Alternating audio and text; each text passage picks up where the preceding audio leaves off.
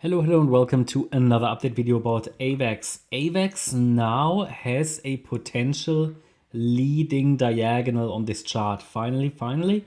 Also one of the coins which has produced a 5-wave move to the upside. Going to take a look at that in a minute. That is at least sort of promising. It's not enough to confirm that we are turning to the upside yet, but it's sort of promising. The higher degree structure however, still allows to count this as a whole ending diagonal to the downside. 1, 2, 3, 4, 5.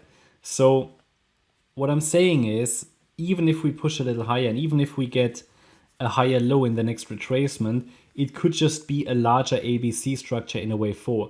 It's certainly something we need to follow. I think we need to approach it with the following mindset. First of all, we need to be watching if, obviously because this is a 5-wave move up now, if in the next deeper retracement it's getting a higher low. I mean, if it's not getting a higher low, then it's going to go and make a new low anyway, straight away. And then the idea, is this a wave 4, are we in a breakout, is sort of irrelevant because we're going to make a new low beforehand. So that's why we can really only trade and look at what's in front of us.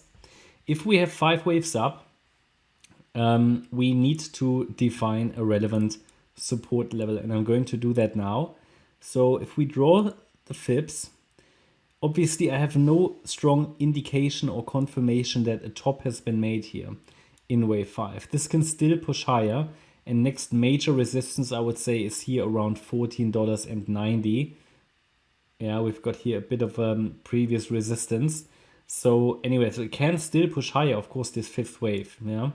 But we have a possible 5-wave move. So that means that to have a chance to rally higher, either in the C wave or in something more bullish, because obviously this could be an ABC, but it could also be a 1, 2, 3, 4, 5.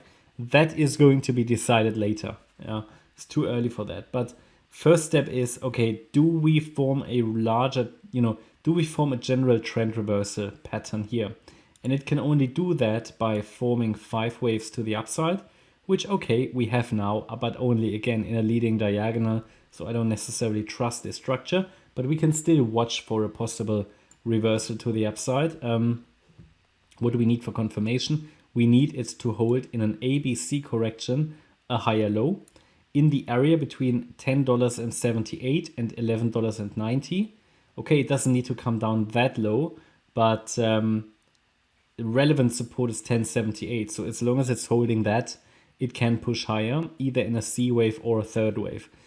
We will look at that later. But at the moment, it's only important to understand, okay, in the first deeper pullback that occurs, can we hold 1078? And if we push a little higher in what I have now labeled as an A wave, then we have to readjust the support area a little higher as well. But what is important to understand now is that we have a first 5-wave move to the upside. Not all coins have done that.